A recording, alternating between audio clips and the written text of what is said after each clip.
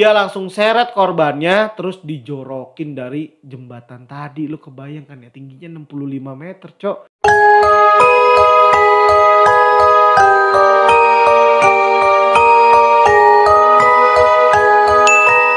Assalamualaikum warahmatullahi wabarakatuh guys. Balik lagi nih di channel kesayangan kalian, Aquillas Room.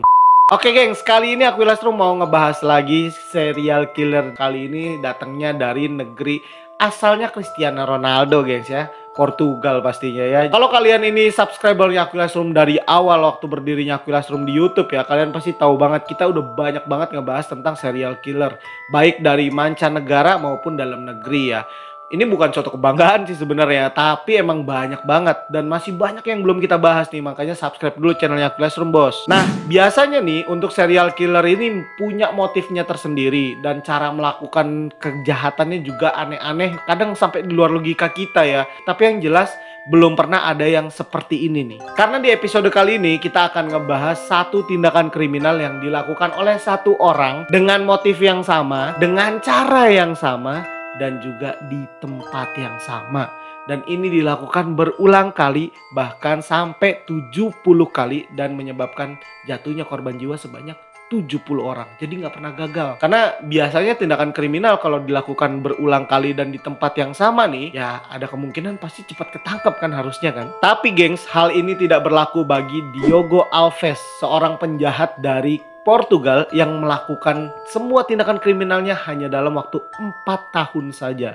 Dimana dia mulai melakukan tindakan kriminalnya di tahun 1836 sampai dengan 1840. Nah sebenarnya apa sih yang dia lakukan dan gimana caranya, bahkan gimana bisa dia melakukannya di tempat yang sama berulang kali? Sebelum kita bahas kronologisnya dan bagaimana cara dia melakukannya, seperti biasa kita akan bahas dulu sedikit tentang profil dari si Diogo Alves. Meluncur!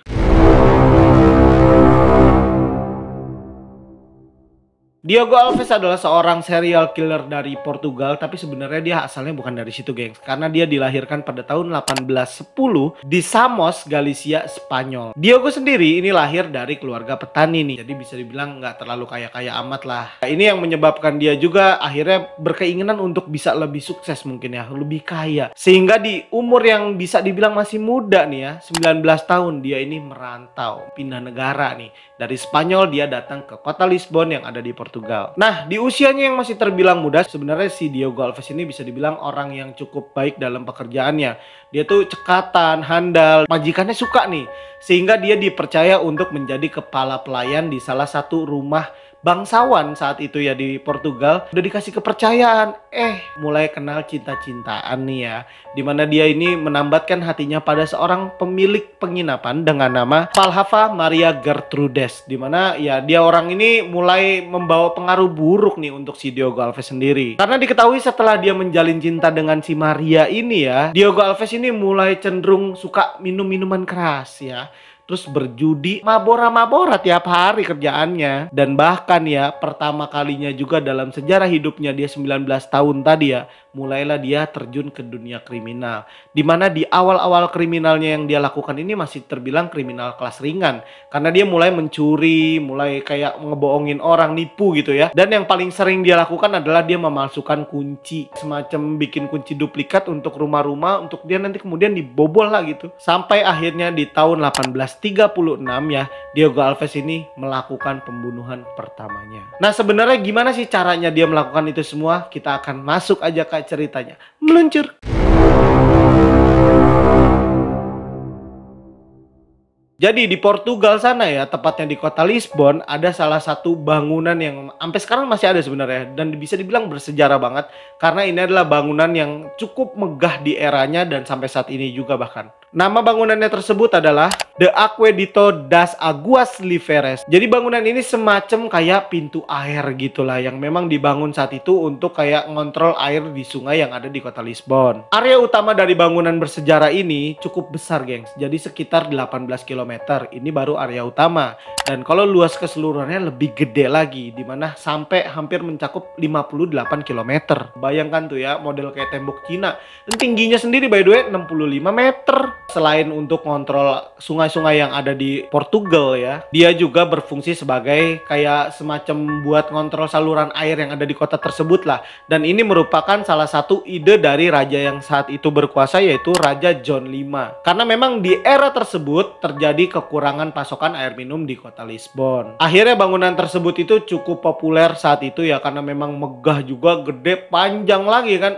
Apa itu gede panjang ya enggak? Akhirnya banyak juga orang yang biasa kayak habisin waktu gitu lewat situ, dan memang lalu lalang juga. Ya nggak jauh beda lah kalau kita juga kan, kalau ngelihat jembatan lu pasti ngelihat tuh ada 1-2 motor yang sama pacarnya gitu kan, minggir di pinggir jalan, lakinya ngerokok, ceweknya meluk di belakang ngeliatin sunset. Apa yang dilihat itu gue juga bingung. Contohnya kayak di Pasar Rebo tuh, di atas jembatannya banyak banget itu yang nongkrong di situ. Untungnya zaman sekarang udah kagak ada lagi nih manusia model Diego Alves ini nih. Kalau ada lah udah pada dijorok-jorokin itu atu-atu. Nah, bangunan tersebutlah yang menjadi lokasi dari semua tindakan kriminal yang dilakukan oleh Diego Alves yang terkait dengan pembunuhan. Cara yang dilakukan oleh si Alves ini terbilang sangat ekstrim, di mana dia ini selalu menjatuhkan semua korban-korbannya setelah dia rampok, gengs. Korban pertamanya dia adalah salah seorang pria miskin. Ini miskin yang dia rampok nih, gue kagak ngerti lagi, yang ngerampok orang miskin. Tapi ya gimana, berarti keadaan si Alves ini lebih miskin dari yang dia rampok dong harusnya. Nah, dia ini langsung kayak nodong ketika si pria ini lagi lewat. "Misi bang," bukannya dibilang iya malah dirampok, gengs. Udah puas dirampok semua harta dari si pria yang miskin tadi, dia langsung seret korbannya terus dijorokin dari jembatan tadi. Lu kebayangkan ya, tingginya 65 meter, cok. Jatuh langsung ke bawah, yang notabene ada sungai juga di situ, dan batu-batu sungai itu kan lu tahu ya, batu kali gede-gede banget, batu alami itu. Ya udah kebayang dong, jadi apa tuh akhirnya orang dijatuhin dari ketinggian tersebut langsung ke batu kali. Dan cara ini terus dilakukan oleh si Diego Alves ya, terus menerus dalam waktu 4 tahun. Dan mungkin sekarang juga kalian bertanya-tanya nih, kok bisa 70 kali terus kagak ketahuan, kagak ada yang curiga? Itu pada ngapain aja? Apa mayatnya nggak ada baunya, apa nganyut, apa gimana? Nih gua kasih tahu nih, gengs ya, kenapa bisa nggak ketahuan. Karena semua warga saat itu meyakini orang-orang yang mati tadi di bawah sungai nih lompat sendiri dari atas Aguas Liveres tadi nih. Karena memang dari sejak tahun 1820, kalian perlu tahu Spanyol itu lagi resesi ekonomi, geng. Serba sulit lah, pokoknya banyak orang miskin di mana-mana, dan bahkan nih pengangguran itu udah kayak normal banget di saat itu. Dia udah tahu nih, karena emang lagi resesi, jadi kalau ada orang jatuh nih dari atas Aguas Liveres pasti disangkanya bunuh diri. Jadi dia aman, nyaman, tentram, damai melakukan semua tindakan kriminalnya, kagak pakai hati lagi. Dan karena semua warga sepakat ini adalah tindakan bunuh diri, ya siapa juga orang yang mau lompat gitu kalau nggak emang niat bunuh diri. Pikiran warga saat itu begitu, gengs. Begitu pula dengan pihak keamanan di kota Lisbon saat itu, semuanya tetap mikirnya, oh ini mungkin ya bunuh diri karena stres, karena nggak punya pekerjaan, depresi, akhirnya lompat dari Aguas Liveres. Tapi kok lama-lama nih mereka juga curiga nih, kok bisa terus menerus, bahkan kadang dalam sehari itu bisa 2 orang. Sampai akhirnya di tahun 1840 nih ya, dimana semua orang di kota tersebut udah nggak mau lagi lewat situ. Katanya angker lah. Ada yang ngebisikin mereka kalau lagi jalan di situ untuk lompat dari Aguas Liveres lah. Akhirnya ya semua orang kagak berani dah tuh lewat situ. Nggak lama dari sepi tempat tadi ya, akhirnya pemerintah juga ngambil tindakan. Karena mereka juga bingung nih, kok bisa sebanyak ini, sampai 70 korban yang udah dicatat oleh mereka gitu kan. Akhirnya tempat tersebut ditutup untuk umum. Kagak boleh lagi tuh ada orang yang melintas di atas jembatan tersebut. Kagak boleh ada lagi orang-orang yang nongkrong-nongkrong ngabisin ngeliat sunset, kagak ada pokoknya. Si Diego Alves di situ udah frustasi, bingung, stres karena tempat favoritnya dia nih, tempat satu-satunya dia bisa bebas melakukan semua tindakan kriminalnya ditutup sama pemerintah. Jangankan untuk dia lewat sono nungguin mangsa, dia mau masuk aja itu tentara pakai baju jira mau bawa pedang sama tombak itu udah di depan pintu, kagak bisa masuk dah. Tapi emang dasar otak kriminal susah. Biar kata udah dialangin bagaimana juga om peraturan, tetap aja ada pelanggarannya kan. Dimana sih Diego Alves ini tiba-tiba ngide nih, aduh ngapain ya enaknya, ya udahlah gue manggil temen-temen gue aja dah yang mau pada ikutan gue dah nih, makin susah ini zaman nih kan. Panggil bro, sini mari lu, kita bikin geng sekarang ya. Temennya nanya, lagi ngapain bre, mau ngapain kita? Kata si Diego Alvesnya, lah tenang aja dulu, pokoknya mau dapet duit kagak, kalau mau ikutin gue dah. Akhirnya temen-temennya ya udah dah, ikut aja, percaya aja dah. Ini orang kayaknya hidupnya enak banget, tiap hari mabora-mabora, judi-judi sono sini, pokoknya enak ngeliatnya. Akhirnya mereka sepakat nih bikin geng, dimana si Diego Alves ini mengepala geng tersebut. Akhirnya meminta semua anak buahnya untuk ikut merampok salah satu rumah orang kaya yang ada di Lisbon, dimana rumah tersebut adalah milik seorang dokter yang tinggal bersama keluarganya tentunya. Kagak pakai hati lagi. Sebelum ngerampok, bunuh dulu orangnya dah. Biar kita enak dah, kagak ada yang terak-terakan gitu. Dibunuh dong dengan santainya itu satu keluarga semuanya. Baru mereka menguras habis semua harta milik si dokter tersebut. Tapi naasnya begitu hal ini dilakukan ya, tentunya pihak keamanan di kota tersebut langsung nyari alat bukti dong. Dan mencari nih pelakunya siapa kira-kira. Setelah dilakukan penyidikan oleh pihak keamanan di kota tersebut ya, mereka yakin banget ini dilakukan lebih dari satu orang nih. Nah, kalau mungkin si Diogo Alves selama ini bekerjanya solo sendirian dia gitu kan, dia bisa ngatur semuanya dengan bersih gitu ya.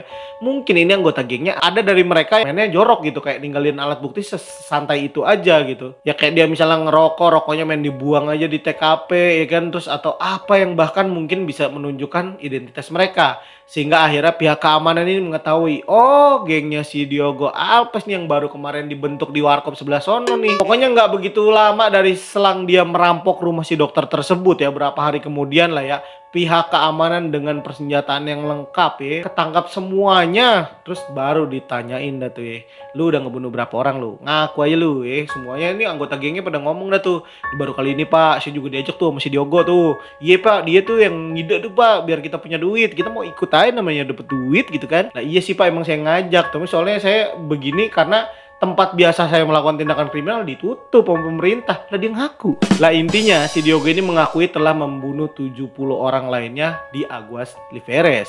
Sehingga pihak pemerintah saat itu ya melakukan penangkapan langsung pada oh ini nih ternyata biang keladinya nih. Ditanyain kan, kenapa kamu melakukan itu Diogo? Dia bilang iya karena susah hidup saya pak, jadi saya rampok lah. Tapi yang kamu rampok tuh orang susah semua loh. Iya saya lebih susah dari mereka pak, saya butuh duitnya, saya butuh harta bendanya. Orangnya ya orangnya saya terjunin jatuh, soalnya kan kesian dia udah tambah miskin pak. Oke gengs, jadi tadi itu cuma ilustrasi gua aja ya, ini mau gua aja, tapi yang jelas ya dia ngakuin semuanya udah dilakukan sama dia gitu kan, semuanya itu korban-korbannya dia gitu. Akhirnya pada tahun 1841, satu tahun setelahnya nih ya, pihak pemerintah ini sepakat untuk menjatuhkan hukuman mati untuk si Diogo Alves nih ya. Dan si Diogo Alves ini akhirnya dieksekusi mati di tahun yang sama dengan cara digantung. Nah setelah dia mati nih ya, ini yang mungkin jadi lebih uniknya lagi ya. Kalau lu pernah dengar ada yang namanya pengawetan mayat, itu mungkin udah biasa. Di Mesir ada mumi, di Indonesia ada Toraja gitu ya, ada Bali juga. Ya masih banyak gitu ya pengawetan-pengawetan mayat di seluruh dunia. Tapi untuk kasus si Diogo Alves ini nggak tahu unik, nggak tahu ajab ini mah. Kayaknya mah ajab ini, gue yakin nih mah. Karena di tahun-tahun tersebut juga lagi populer ada salah satu cabang ilmu yang namanya itu frenologi. Di mana orang-orang yang menekuni studi tentang frenologi ini meyakini bahwasannya ilmu frenologi ini mempelajari tentang struktur otak. Orang yang berkecimpung di bidang frenologi tadi yakin banget kalau otak ini juga merekam semua aspek kepribadian seseorang. Dan mereka yakin kalau yang namanya tindakan kriminalitas itu sebenarnya bisa diraba, dirasa, diukur, tapi kagak diterawang nih. Kalau diterawang palanya gimana caranya? Yang jelas ya mereka yakin banget bisa dilihat dari tengkorak dan isian dalam tengkoraknya dari seorang kriminal atau seorang lah siapapun itu gitu. Nah karena memang di era tersebut Diogo Alves ini menjadi pelopor dari semua pembunuhan berantai di kota Lisbon. Sehingga nih ya salah satu universitas di kota Lisbon ya, kita sebut aja Universitas Lisbon ya biar gampang deh ya, fakultas tentang frenologi tadi, dia minta sama pihak pemerintah di Portugal kepalanya si Diogo Alves ini untuk mereka teliti lah lebih lanjut, supaya nanti ke depannya nih kalau ada orang-orang yang dengan tes kejiwaan semacam ini atau bahkan mungkin pemikiran aspek kepribadian semuanya mirip sama Diogo Alves, ada tindakan pencegahan nih. Ya udah akhirnya pemerintah Portugal mengizinkan mereka untuk mengambil kepalanya. Diambil dan dipelajarilah itu kepalanya si Diogo Alves. Dan lu mau tau gengs, sampai hari ini kepalanya si Diogo Alves masih jadi pajangan di fakultas frenologi yang ada di Universitas Lisbon. Jadi kalau lu mau lihat gimana tampang orang yang udah ngebunuh sebanyak orang itu ya, lu kesana dah, lu lihat sendiri dah. Kalau gue mah ogah, nggak mau, nggak suka gelai. Nggak suka gelai. Dan lu perlu tahu gengs ya, karena memang si Diogo Alves ini terbukti telah melakukan pembunuhan di Aguas Liveres tadi ya, maka dia mendapatkan satu julukan nih yang khusus buat si Diogo Alves tadi. Julukan dia ini adalah The Aqueduct Murderer, artinya pembunuh di saluran air. Ya agak serem sih ya sebenarnya namanya ya. Tapi nih ya, gua kasih lu sedikit nih ya plot twist dari semua cerita ini, gengs ya. Ternyata itu palanya dia tuh ya, yang tadi udah susah payah diawetin tuh dari tahun 1841 nih ya, sampai sekarang masih ada nih ya. Ternyata geng ya, ilmu frenologi ini kagak akurat taunya, geng. Dan lu tahu hasil dari penelitian ini kagak terbukti ada sesuatu yang berbeda dari otak kriminal. Ternyata kagak ada. Otaknya kagak jauh beda sama orang-orang pada umumnya. Jadi otak kriminal sama otak biasa itu sama aja. Mungkin yang ngebedain itu cara berpikirnya mungkin ya. Tapi kalau secara fisiologisnya nggak ada perbedaan. Sehingga akhirnya tuh palanya dia yang udah susah payah diawetin tadi. Kayak kagak penting aja itu barang tuh pokoknya ya. Dan ada masih sampai sekarang ya. Oke gengs, dengan berakhirnya kepalanya si Diogo Alves ini menjadi merchandise di Universitas Lisbon sono ya, maka cerita dari Aquarius juga gue cukupkan sampai di sini aja gengs ya. Tapi ya gue mau sedikit bertanya nih ke kalian nih ya, kalau menurut kalian nih gimana nih dengan kepalanya si Diogo Alves ini yang sampai sekarang masih disimpan di museum tersebut, ditaruhnya di dalam toples, dikasih cairan itu. Kalau menurut gue pribadi sih ya, emang nih orang emang penjahat, tapi kan memang udah lama juga, harusnya udahlah kubur aja gitu. Kasihan juga kan dipejengin begitu tuh pala dalam toples gitu. Biar kata dia kriminal juga, dia kan juga tetap manusia gitu ya. Udah layaknya sebenarnya dikubur aja dah. Kasian itu kan ya, ntar kalau di dalam kubur ditanya sama malaikat bagaimana kagak ada palanya itu. Nah kalau menurut lu gimana geng ya? Ini masih layak nggak dia? Memang udah bang pajang aja apa gimana? Terserah lu nih. Lu tulis dah di kolom komentar nih. Gue pengen baca banget nih komentar-komentar dari lu nih. Bagaimana nih nasib palanya si Diogo Alves, baiknya diapain nih? Oke gengs, gue mau ngucapin banyak makasih buat kalian yang udah nonton video gue dari awal sampai akhir. Dan buat kalian yang belum subscribe, lu nungguin apa lagi? Nungguin lu juga masukin dalam toples tuh pala. Lah canda pala. Kagak bercanda gua. Nah buat lu pada yang udah pada subscribe, udah komen, udah nge-like, makasih nih, maaf ngerepotin ya. Akhir kata dari gua, see you on the next video.